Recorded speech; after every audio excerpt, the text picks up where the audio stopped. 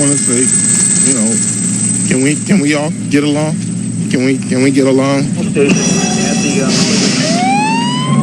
It's not going to change anything. Behind your head.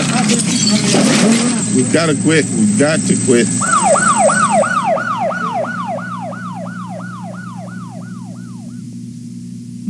We want to send a message to this community. The hoodlums out there are not going to be able to terrorize this city. Today in Los Angeles, hundreds of people from all over the community are coming out with brooms in their hands. Calmer tempers lead to cleanup as the National Guard finally sweeps in. They will return fire. They will protect innocent bystanders.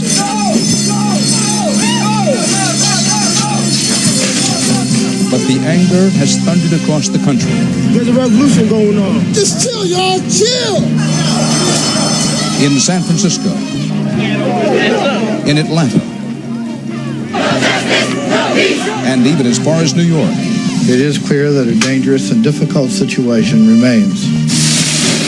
Right over there. See that fire over there? Tonight, CBS News takes you beyond the rage. These guys are local guys. They live here, and they're helping us with the fire. The heroes, the cops. So this is turning into a war. It's eerie. In 20 years, I've never seen like anything like this. The victims. The future. We're all human beings, and we need to be treated like human beings, and they definitely were not treating him like a human being. And Los Angeles waits in the eye of the storm. Look at what they're doing. They destroyed in the whole city. They destroyed in America. This is a CBS News special report. Beyond the rage. From CBS News headquarters in New York, here is Dan Rather. Good evening. Tonight, Los Angeles, and indeed the nation, may be at a turning point. 2 days after the Rodney King verdict, 2 days after emotions erupted in the streets, there are signs that the city and our nation are struggling to reach beyond the rage. President Bush is due to address the nation in an hour. After some delay, he has ordered thousands of regular Army troops and some additional federal officers to Los Angeles to be on standby. After some delay, the Justice Department announced late today that it will finally open a grand jury investigation into the beating to determine if Rodney King's civil rights were violated. And for the first time since the verdict, the world heard from Rodney King. Now, we're used to reading, hearing, and seeing news in headlines and sound bites. But tonight, we wanted you to hear everything that Rodney King had to say as he issued a plea for peace. People, I just want to say, can we all get along? Can we get along? Can we stop making it horrible for the older people and the kids? And I mean, we've got enough smog here in Los Angeles, let alone to deal with the setting these fires and things. It's just not right. It's not right, and it's not gonna change anything.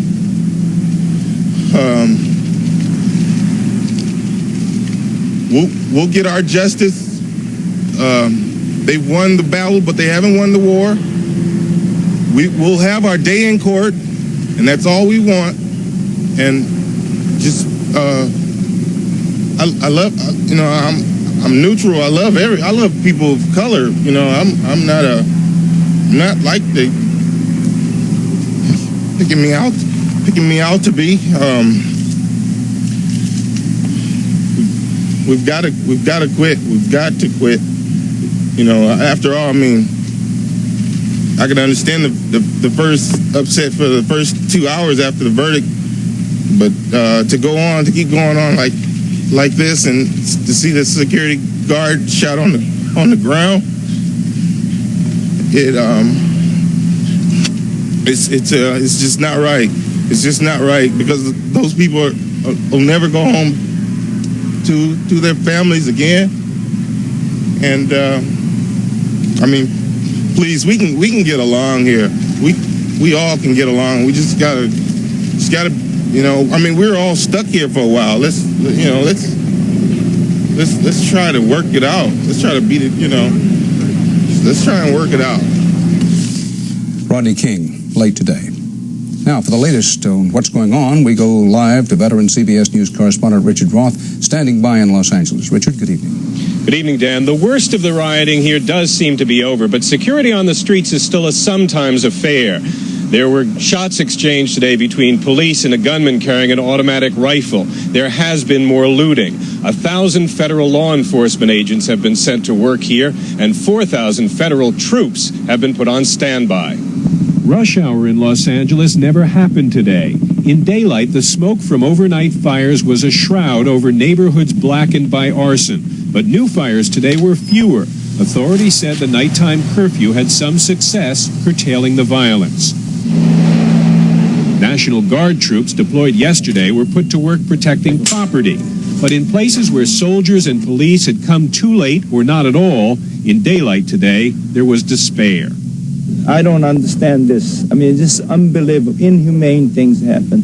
This owner of this store, Buddy and Betty, they are good people. They have been good to my mother and my father. It's just ridiculous. It's just ridiculous. Just forget it.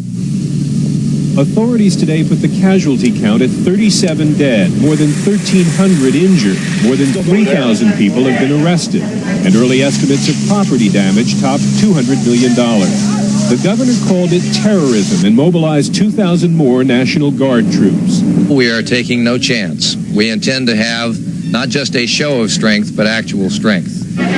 There's worry now that disabled public services will put a new strain on tempers just barely under control. With mail delivery suspended in the riot area, crowds came to a post office to collect welfare and Social Security checks. Postal officials said it made the best of a bad situation. A long wait in line, better than a weekend without cash. But banks were also jammed, as were food stores that hadn't been looted. There are neighborhoods without electric power and public transit. In short, the aftermath of violence has become a new challenge to discipline. So we got to go out and, ask people to now start rebuilding. Magic Johnson today was among those responding to a call for LA's Famous to start a chorus for urban peace. We here join our community leaders who are asking for peace on the streets, calm in our neighborhoods, and an all-out citywide effort to heal and rebuild Los Angeles and the United States. Meantime, the curfew that last night helped to keep things quieter here is back in effect tonight. Dan? Thanks, Richard. To heal and rebuild. What had been a Los Angeles story has now become a story in other cities across the country. For more on that, we're joined by CBS News correspondent Connie Chung. Connie? Dan, it did not take long for the fire of rage that engulfed Los Angeles to spread to other cities. In New York City, relatively calm until now, the first signs of trouble appeared tonight, mirroring the anger felt in cities across the nation. Demonstrators rushed Penn Station, a busy commuter center, and apparently we're having a bit of a problem. Dan, it spread to San Francisco, Seattle, Atlanta, cities that we would not expect it to spread to. Las Vegas, one death was reported there. Beloit, Wisconsin. It was quite extraordinary. In San Francisco, some trouble in Seattle. Yes, as well as Atlanta. There is a state of emergency in San Francisco now. The National Guard has been alerted. There's a curfew. The mayor is hoping that there is not another night of violence in San Francisco. Seattle also was another city. Atlanta, we mentioned. There were cities like Boulder, Colorado, Omaha, Nebraska. Like Wisconsin. Exactly. Gary, Indiana. Cities that I think many people would not expect violence to break out. It was not. I'm sorry, I didn't mean to interrupt. No. It interests me that this is the way it is in live television, of course. One of the things that interests me is that the different approaches cities took. For example, in San Francisco, the decision was made to move early, move with a rather heavy show of force. That's right. And it all depended on what city. And I think in many ways, as you'll see in our story when we have it, that if there was a black mayor, if there was a black police chief in that city, there are some black leaders who believe that that had an effect. Here in New York City, there was relative calm earlier in the day, and then there was some trouble at Madison Square Garden. I believe we do have the tape now. No, no. This says that we should move on, and we have a report from Blackstone. So one final point about New York City. That New York City has been pretty calm all day long, and while there have been one or two small incidents, they've been scattered so far tonight, and of course we're hoping it'll stay that way. All right. We'll try to have this report for you in just a moment. All right. Thanks, Connie. In Los Angeles, as Richard Roth reported, the latest figures indicate more than 1,300 persons hurt, dozens killed. The last official figure was 37. Countless lives shattered and jobs lost. But numbers cannot tell the whole story. Behind the cold statistics are faces and families. Just who are the victims of the violence? CBS News correspondent John Blackstone found some answers. 3 days of disorder have left at least 37 people dead. More now than died in the Watts riots of 1965. Some of the first victims were white motorists caught in the wrong place at the wrong time. But as the authorities begin to take back the streets, more and more of the dead are black, many dying in encounters with police. At least 1,300 people have been injured, a situation threatening to overwhelm hospital emergency rooms. But the wounds of the violence here are not just physical. On one city block, the hopes and dreams that are so much a part of American life have been destroyed. That was all my savings. All my life is gone. This is it. I have to start all over again. Ramin Brukin immigrated here from Iran 6 years ago. With his brother Kambiz, he opened an electronics store. This was full of games. On the left side, we have all kinds of stereos. They were on their way up until yesterday. What's going to happen here? What am I supposed to do as an owner? What am I supposed to do with my employees? Is there anybody here to give me a phone number which is not busy? What happened here had nothing to do with race. In this one block is the Los Angeles melting pot, the electronics store owned by Iranian immigrants, Lupita Bakery, Hispanic, a black-run bookstore, and down at the end, a furniture shop owned by Koreans. This was a pretty dangerous neighborhood you decided to set up business in originally, though, wasn't it? No, not really. Not really. People are decent. We all help each other. They are decent people. But just before midnight last night, someone smashed through the doors and emptied the Lee family's furniture store. They're stealing, looting, and shooting. This is not the USA. We can make this society a lot better. Most of the rest of this block of Pico Boulevard near downtown Los Angeles had already been torched. The bookstore wasn't looted, but it burned down when someone set fire to the shoe store beside it. Ellie Green was the manager. They weren't interested in stealing the works of Malcolm X or Carlos Fonseca or the FMLN. They were interested in stealing some shoes. This is against us. Our conditions of life are now going to be, quantitatively different. Community destroyed. Communities destroyed. The bakery is a loss for everyone in the community. People came from miles around to buy bread and cakes here. It provided jobs for 40 people. Until yesterday, Jose Aguirre worked here decorating cakes. And when you look in the window and see a cake that you decorated to give hope and joy to people? I work for the people, for his parties, for his birthdays, for his weddings. I work. And now, I'm going to look for something else. Citywide, damage totals may be counted in the hundreds of millions of dollars. But that doesn't measure much of what was lost in one block of Pico Boulevard. So many hopes and dreams and ambitions. John Blackstone, CBS News, Los Angeles. Families across America are finding it harder and harder to stick together, and that's particularly true for African American families. We'll take a closer look when we return, so stay with us.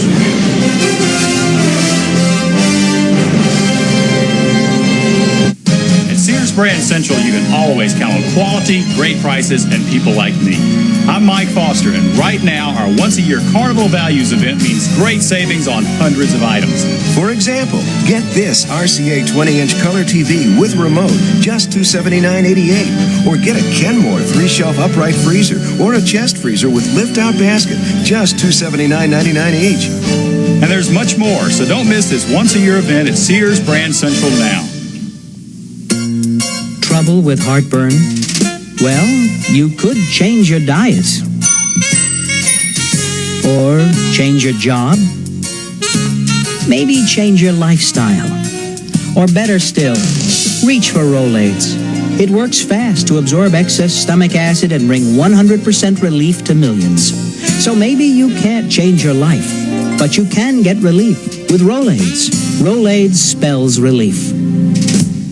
You've accepted that man has touched the surface of the moon. Now, are you brave enough to let your mind venture one step further? Have you asked yourself the ultimate questions? Why are we here? Where are we going? And are we alone? What if it all came down to one simple answer, and it was right in front of your face? Intruders, they are among us, and on May 17th, you will believe.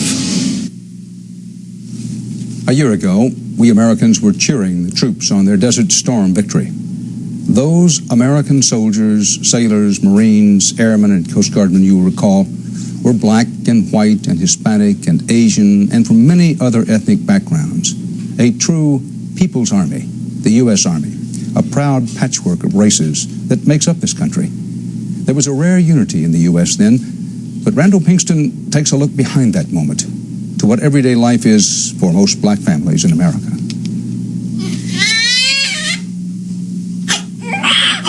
"10:35 this morning, a baby boy greeted the world at Washington's Greater Southeast Community Hospital. He was born a healthy 6 pounds 10 ounces to loving, successful parents. But for most black male babies, the deck is stacked against them from day one. Black males are twice as likely as whites to die as infants. Blacks are twice as likely to live in poverty. Black children are 3 times as likely to live in a single-parent household, probably headed by the mother. Devon Edwards is one of those children. His mother, Annette, is a single parent with 4 children. She is divorced, depending on public assistance for support. While hopeful, she knows what her son faces. Chances of not being able to find a productive job because of the lack of education, fairly high. How you gonna, what are you gonna do?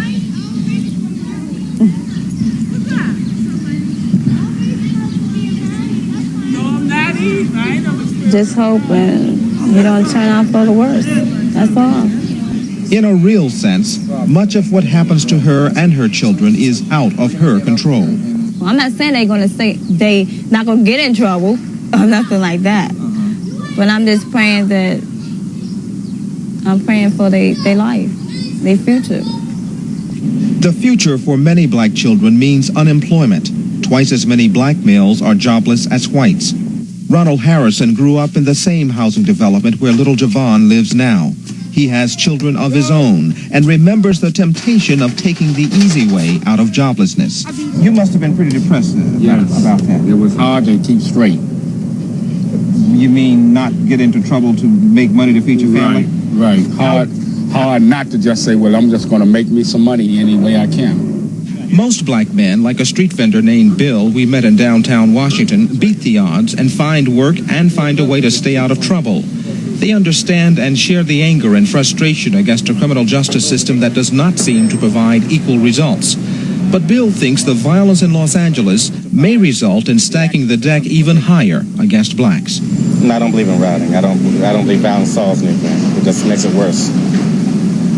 I believe a lot of blacks through this riot will lose even more jobs, and people won't hire them further. They'll be afraid of them. And anyone who wants to reinforce the fear can point to the fact that 1 in 5 black men in their 20s is either in prison, on probation, or on parole. But the Rodney King beating and verdict seem to reinforce a feeling among blacks that the system views black life as worthless, a message this brand new black child may have to live with all the days of his life. Randall Pinkston, CBS News, Washington. In his moving statement late today, Rodney King appealed to everyone to stop the violence, and he was mindful of the impact on a special group. He said, and I quote, "People, can we all get along? Can we stop making it horrible for the older people and the kids?" The kids, the future. Harry Smith, my colleague from CBS this morning, talked to the kids in one New York City school today as they returned from a rally.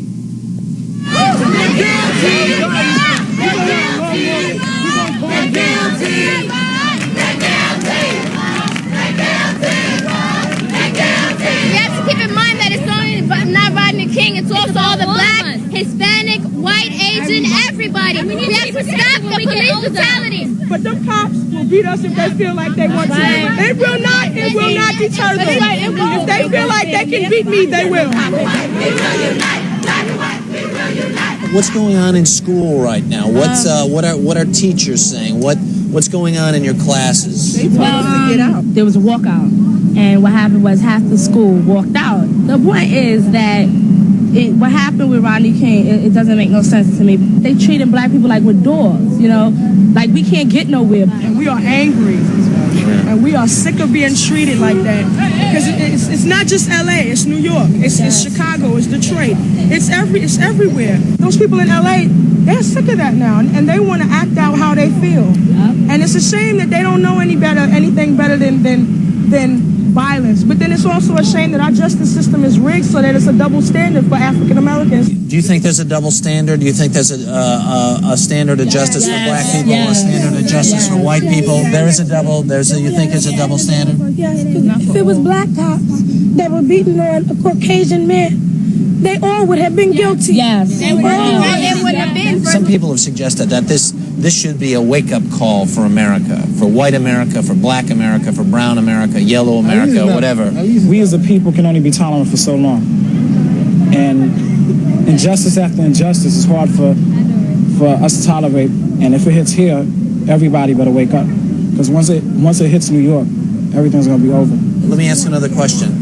Is anybody here, do you think that the violence is justified? People have been decrying the violence and saying, this is bad, you're only hurting yourself. What's your own reaction? It is, we're only hurting ourselves because people don't realize that violence is not going to get us anywhere. We will still be in the same place that we were from the beginning. I want something positive, but how can you tell somebody who's lived in a negative environment all their life to turn to something positive and go and march and not loot their own neighborhoods because they feel that they're worth nothing. Right. And they're told by the system that they're worth nothing. Are you optimistic or pessimistic about the future? This whole tinderbox of feelings that's erupting now.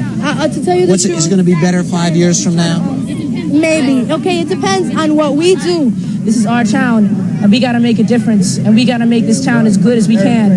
And if you let things like that happen here, then this town's going to go all the way down the drain. We're already going down the drain. We need to pull ourselves back out. We need to give peace a chance. Yes. What's up, Joe? Coming up next, what about the police? Good cops everywhere, trying to do a good job. The view from behind the badge, how the verdict and its aftermath has affected some police officers.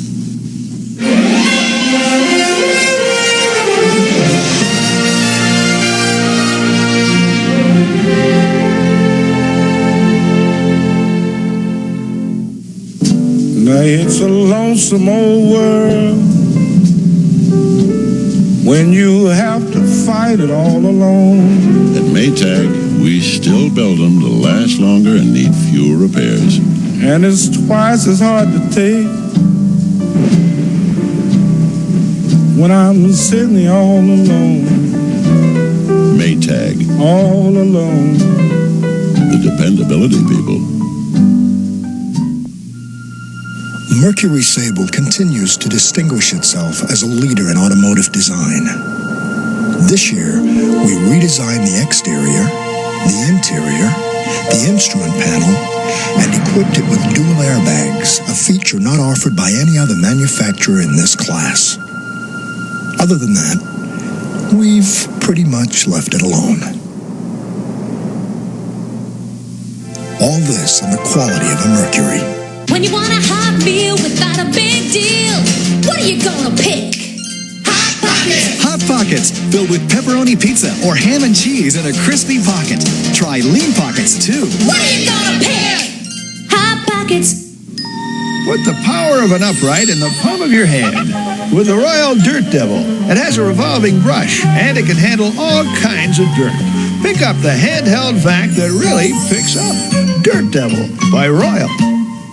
Live from Bangkok, we welcome you all. It's an evening of international glamour as over 70 of the most beautiful women in the world take part in the competition of a lifetime. I have a funny feeling I'm going to be a little busy tonight. Experience the excitement. Wow, I figure if we're going to introduce 73 ladies to 600 million people, I think we better get on with it.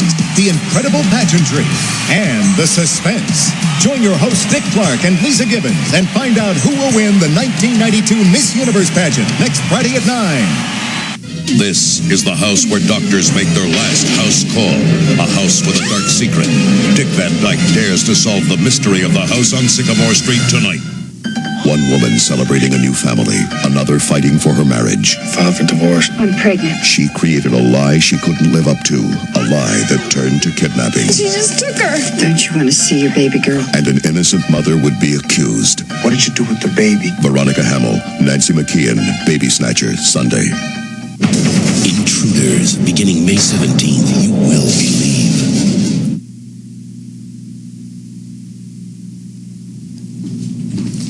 You've probably heard about it. It isn't written down anywhere, though, but there is a strict code among police officers because of their belief that they and only they know what it's really like out there when you're dressed in blue. It's a code of silence. One cop just doesn't tell on another cop no matter what. But the Rodney King affair may be changing that. 48 Hours correspondent Harold Dow reports from the streets of Newark, New Jersey. July 1967, Newark, New Jersey. The riots left 26 dead, $10 million in property damage. 25 years ago, Sergeant Ronald Parham wasn't on the force yet, but he, like other citizens of this community, remember the death and the damage left behind. At one time, you had a major supermarket on this corner. This is also the area where back in 1967, you had the riots. You were standing basically in the heart of the riot area. And on some of the footage from 1967, you will actually see these buildings being shot at and the bullets ricocheting off the building. So when you look at what's going on in Los Angeles, when you saw the reaction from the verdict, when you actually saw the beating footage itself, what thoughts went through your mind? Well, I was appalled. I, as a person first, looked at the film and said that this is unnecessary. As a police officer, I'm feeling another way. I'm saying here is something that could ruin the reputation and credibility of all police officers. Events in Los Angeles do seem far away from today's Newark. Most of this city's scars have healed. Still, there was no code of silence among Newark police officers. There was a petition to protest both the beating and the verdict. The men and women in blue didn't hesitate to sign their names and speak their minds. You see something like that, how can you find I'm not guilty? No need for that. Sometimes you have to use force, you use what you have to use, and that's about it. But you don't go that far. This is just one isolated incident, and all police officers aren't like that. William Celester, Newark Police Director. If the beating would have occurred under your command, by some officers under your command, what would your reaction have been? What would you have done? I would have been arrested. In 1967, about 15% of Newark's police department was black. Today, that number has more than doubled. Some things have changed, some things have not. We've lived through a riot. We have a PhD in rioting. Sharp James is the mayor of Newark. When you see what's going on in Los Angeles and in other cities across this country, what thoughts go through your mind? To see buildings being burned and looting, we know from our prior experience here in the city of Newark that those buildings will not be replaced in years to come, decades. We still have those scars. We still have the poor image from the rioting of '67. It takes decades to even bring grass up in those lots again. The underlying problems, says Mayor James, were never solved. And until this country recognizes that racism is as healthy and alive and well, it is fundamental as motherhood and apple pie in America, we'll never address it. We'll never cure it. A special commission looking into the 60s riots summed it up this way. This is where we are today, black and white, suburban and urban, rich and poor, fighting one another, and it's a shame of America. Tragically, these words from 25 years ago apply today. Some things have changed, some things have not. Dan, what has changed is that some police officers are now speaking out against their own. They're putting it on the record that there are indeed some police actions that they simply will not support. Held down. Thanks. A police officer has an altercation with a citizen. The community explodes. It's not Los Angeles today, but the Miami area a few years back, and there are lessons there to be learned. Juan Vasquez reports. During the 1980s, Miami was the nation's flashpoint for urban rioting. Here, the Rodney King scenario is all too familiar. The first time it happened, a group of white policemen stopped a black businessman named Arthur McDuffie, who was riding a motorcycle. Police said he resisted arrest, and McDuffie was beaten to death with flashlights. The police were charged with murder and manslaughter, but the trial was moved to another city. When they were acquitted, Miami exploded. The first riots left 18 dead, but there would be more. At least 3 more times during the 80s, police shootings and beatings of black and Puerto Rican victims sparked riots. Liberty City, Miami's black ghetto, earned a place in the headlines and in the history books as the site of repeated riots. Miami was a city full of racial anger and frustration. I used to hear police officers talking to each other about an NHI. And one day I became lawyer for the Metro-Dade Police Department, and they finally clued me in that when a black person is a victim of a crime, they call it NHI because there's no human involved. Eventually, slowly, changes came, starting with the naming of a black police chief. Calvin Ross is the 3rd consecutive black to head the department. City police today undergo sensitivity training. The city has started to require that an officer live in the area he patrols, and it uses so-called salt and pepper patrols that combine officers of different ethnic backgrounds. Miami Mayor Xavier Suarez says you get points just for trying. From my own experience and in my own situations, the one thing that I can say that helps a lot is to be out there. You know, just go out in the community and talk to people. Today, the city is quick to respond to black complaints that once would have gone unheeded. We're just one chokehold away from being L.A. today. When black leaders complained to the city council yesterday about the use of a police chokehold that has left a black man comatose, the council immediately ordered a temporary halt to the use of the controversial tactic. Black leaders say the riots have taught everyone some hard lessons. Black Miami has matured to understand riots destroy our communities, kill us, put us in jail, have our insurance rates go sky high. We have no more political power than we had before, no more economic power before. But racial tensions haven't disappeared. Liberty City suffers from all the woes that afflict black America: poverty, unemployment, drug use, the lack of political power. And later this year, Miami could face another racial test.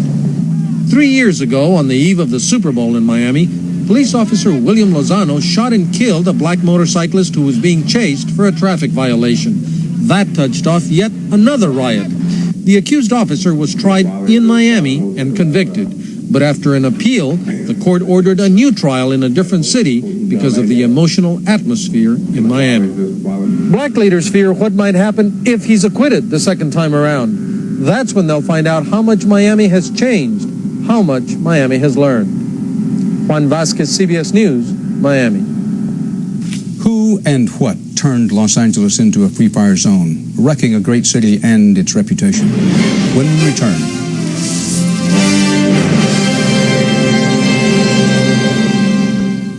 Why are these people smiling? They've got new Paladin for partials with the power to clean the pearly part and the metal part. And the best part, it only takes 5 minutes. So get new Paladin for partials, unless you're already too good looking as it is.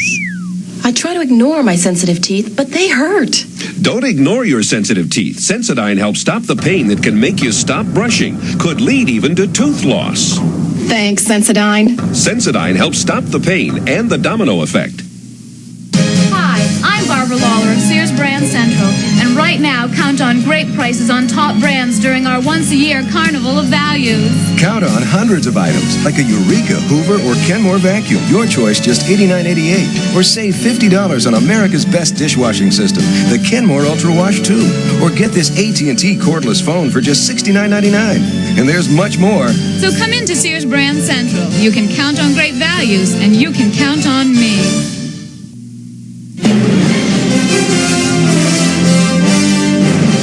Beyond the Rage will continue. You didn't know you owned an airline, did you? You not only own the planes, you pay for the gas every time some bureaucrat wants to go somewhere. 60 Minutes, Sunday. Are you an easy target for a scam? A con artist could be after your money. Slim Slam, dollar Slim Slam. The people saying these things to you are con men. They're very, very good at what they do. What can you do to stop them from ripping you off? Watch Scam on 48 Hours, Wednesday at 10, 9 Central.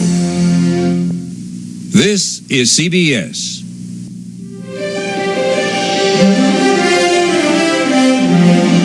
Beyond the Rage continues.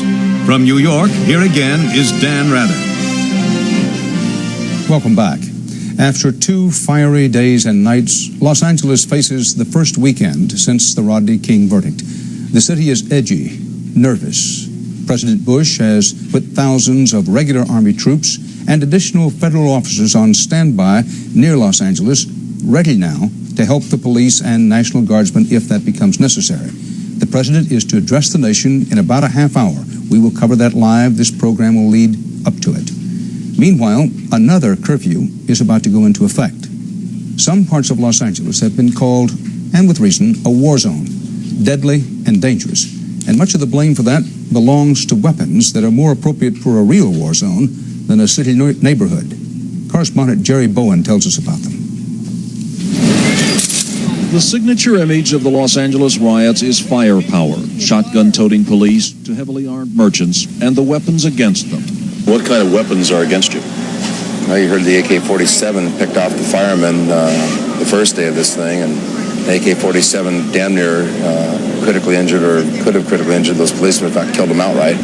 Just this morning, 3 Los Angeles policemen were wounded when a sniper opened fire with an AK-47. The sniper was also shot and captured.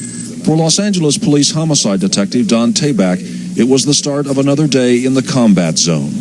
What can an AK-47 do? I'm not a gun expert, but I'll tell you, I understand it can go through those car bodies like it's butter. It can go through a big rig like it's butter. It's a killing weapon. They use them in wars in other countries. So this is turning into a war. But the main weapon of this war, the real firepower, is fire. Thousands of fires, mostly businesses set by arsonists. And like the case Detective Tabak and his partner were working today, a body found in a burned-out building, fires ignited by gasoline bombs, Molotov cocktails. You tell it's a body, but you can't tell whether it's male, female, age, nothing. He's kind of curled up in a fetal position underneath the desk. The owner saw the place burning on TV after you closed it up. Common sense would tell you that possibly, if it's not an employee or somebody else, then it's either a burglar or a looter. Investigators say the victim may have been caught in a fire of his or her own making. Another arson incident in a city where there have been far too many fires for firefighters to deal with. And even with protection, often too much risk for anyone to remain at a riot scene. Do you feel in danger? Are you in danger here? I would imagine the badge is in danger. Yeah, maybe I am. Just look around, these look like the neighbors. This is the neighborhood. Who's the enemy? You know, they don't wear big things as the enemy. We do. They don't. This is called the Great Equalizer. It is out of the sense of fear and frustration that some people are taking matters and weapons into their own hands. Firepower begetting firepower. You say enough's enough. Well, you do it yourself. It's your city. This is the first time in my entire life that I've really been scared. about protecting my family. And I've had it. Handle the looters and... Even with more than 3,000 rioters arrested so far, even with a nighttime curfew in force, smoke is still heavy in the air over this city. For yet another night, the signature image of Los Angeles is firepower. Jerry Bowen, CBS News, Los Angeles. What can be done to bridge the racial divide in this country? We'll talk about that when we come back.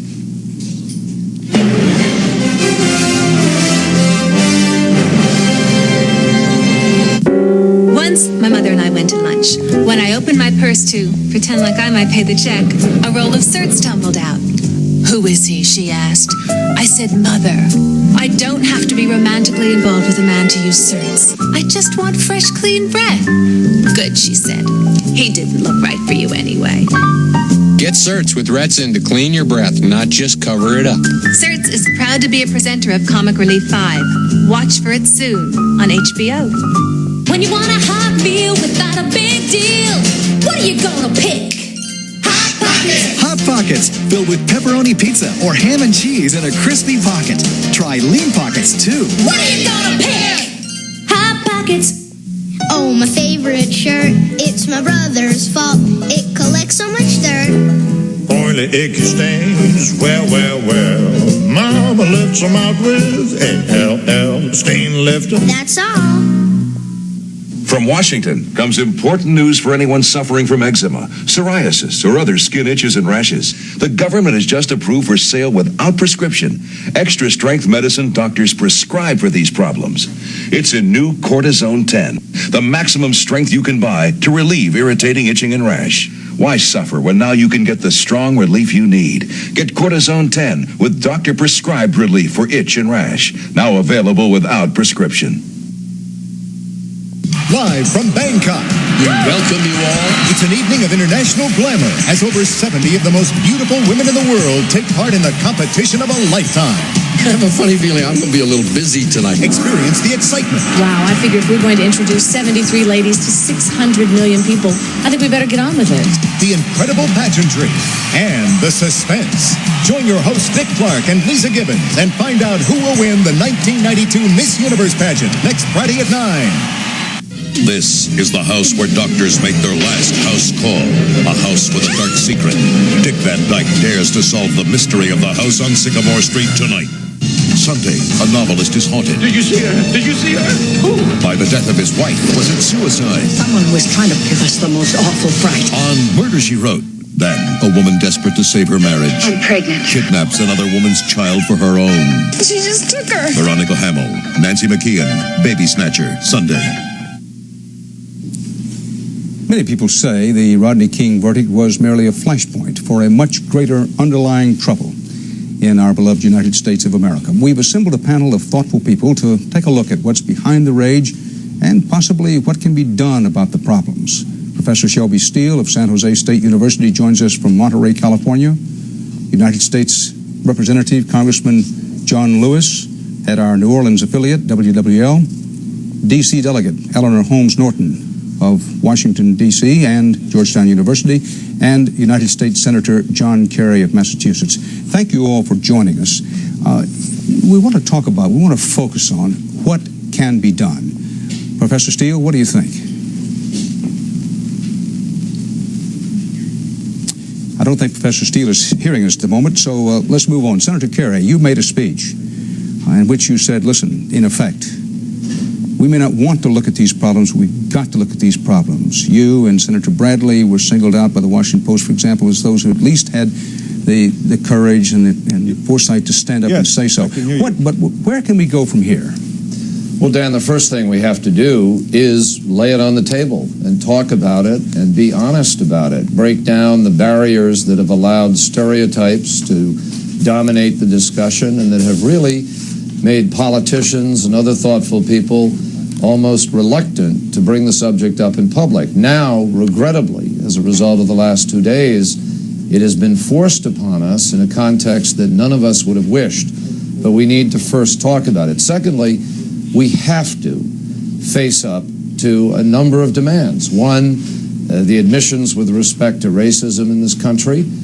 Two, not to pander to certain interest groups that have a huge stake in continuing the status quo in certain areas. And number three, we absolutely, once and for all, have got to make real the national agenda with respect to our cities. They have been abandoned, and that is a huge portion of what we are inheriting in the rage, the wrath, the sheer panic of the last few days. Eleanor Holmes Norton, you heard that. Can any politician in this country survive running on that kind of platform, or is that politician going to get killed at the polls by somebody who runs a racially motivated campaign against them? I tell you, for the last dozen years, with barrages of code words from the top, many politicians have felt that they were better off if they said little or nothing about race and did even less.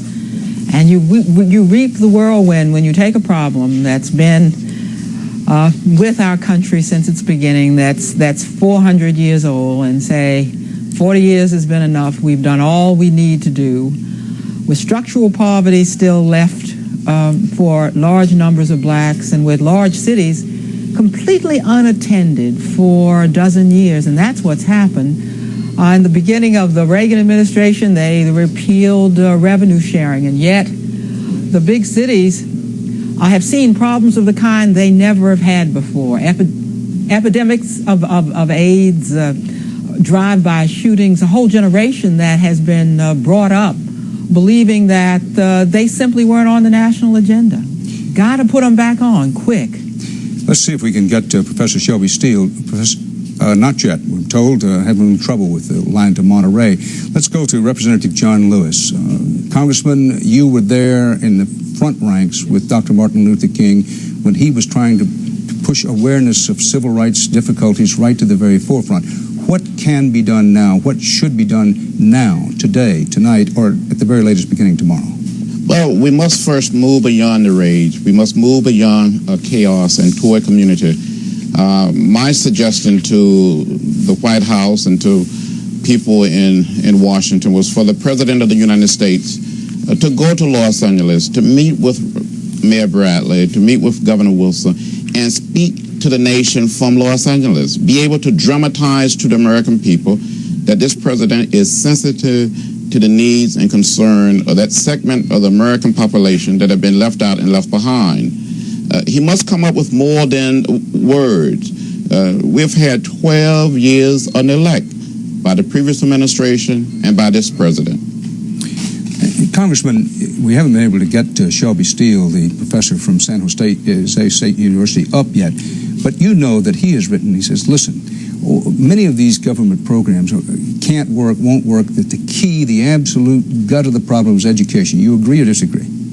Well, you need education, but there are hard, long-lasting, age-old problems that the federal government must deal with. The problem is so massive, there must be intervention on the part of the national government. There are a whole segment of the population that have been left out, left behind, and just lip service, or done a little here, a little there, will not matter. We need to do much more, and that help and assistance must come from the federal government.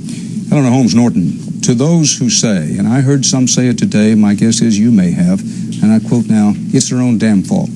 What say you?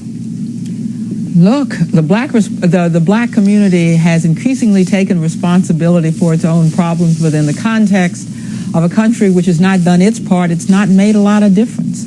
How could it be our own fault that Rodney King was beat by some cops? How could it be our own fault that an all-white jury in the suburbs couldn't see him, couldn't hear him, and exercised every presumption in favor of the cops? What you've seen, actually, in the last decade is a resurgence of black notions of self-help. But it's been a pittance against the government that has withdrawn everything it could. The irony is that affirmative action, which has been criticized wildly by the government and by conservatives, in a real sense is part of what has saved some of the large cities like the one in which I sit, the nation's capital. Because what happened over the past 20 years is the integration of police departments, black police chiefs, All of that happened because the government insisted upon affirmative action.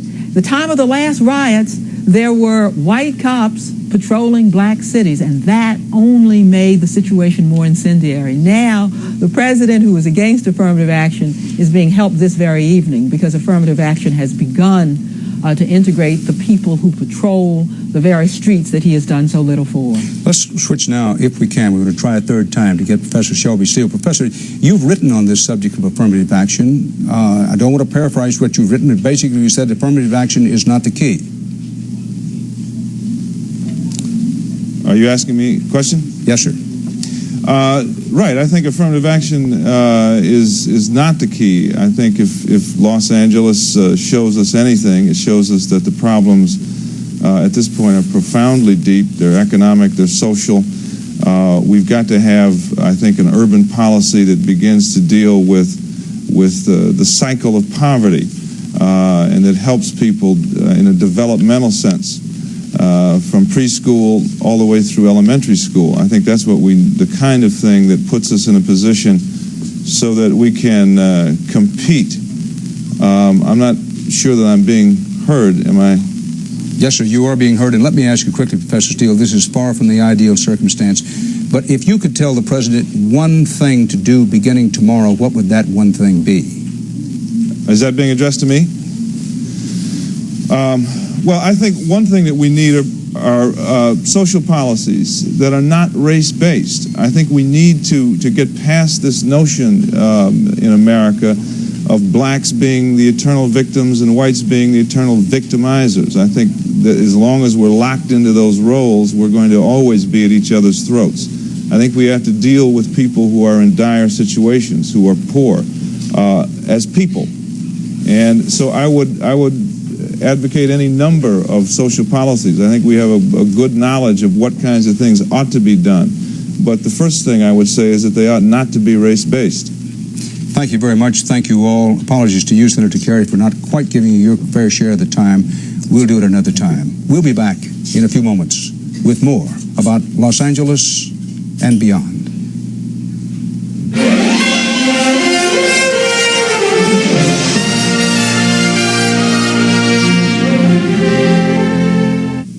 It's so big, it happens only once a year. America's largest yard sale at Sears. And every Craftsman mower and tractor is on sale. All tractors save $100 to $300. All mowers save from $10 to $100. Like this Craftsman 3.5 horsepower mower, only $169.99. The savings are spectacular. This week only, during America's largest yard sale at Sears. You can count on me, Sears, Roebuck and Company.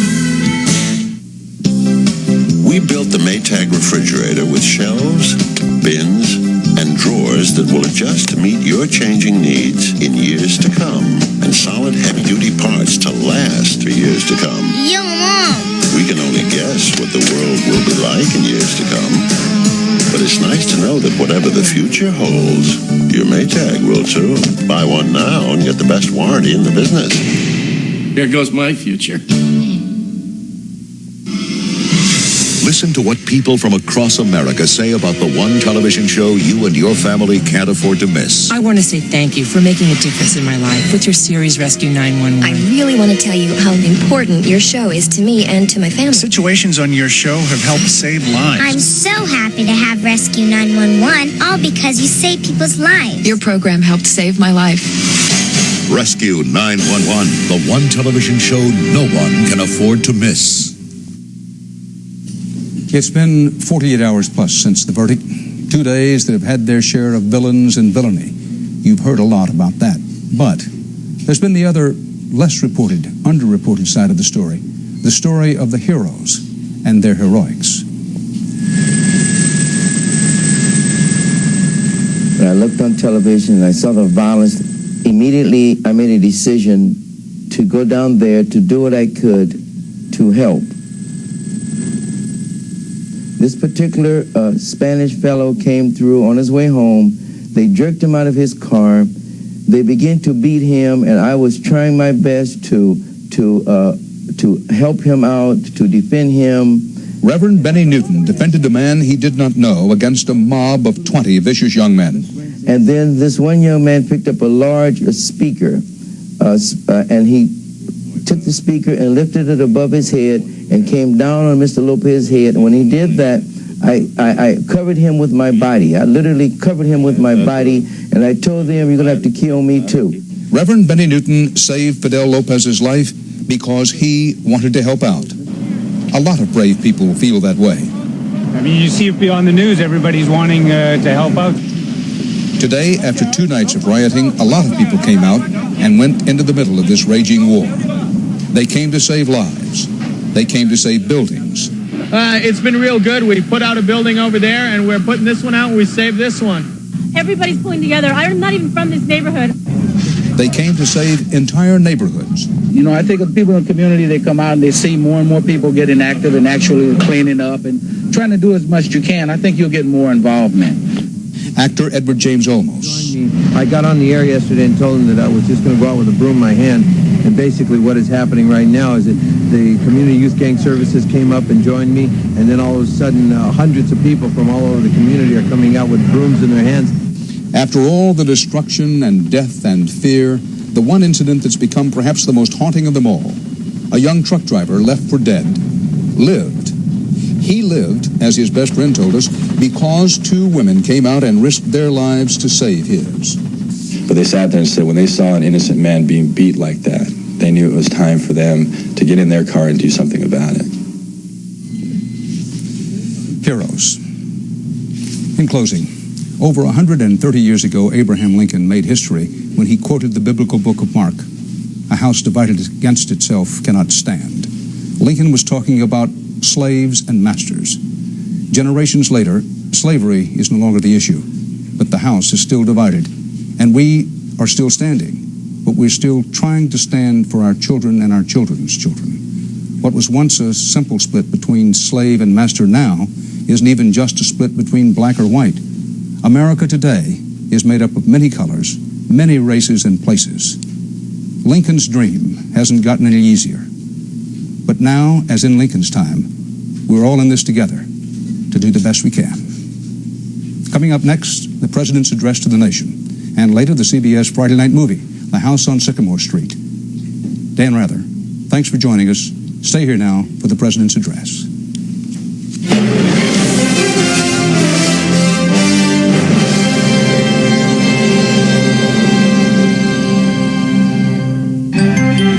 Experience CBS News.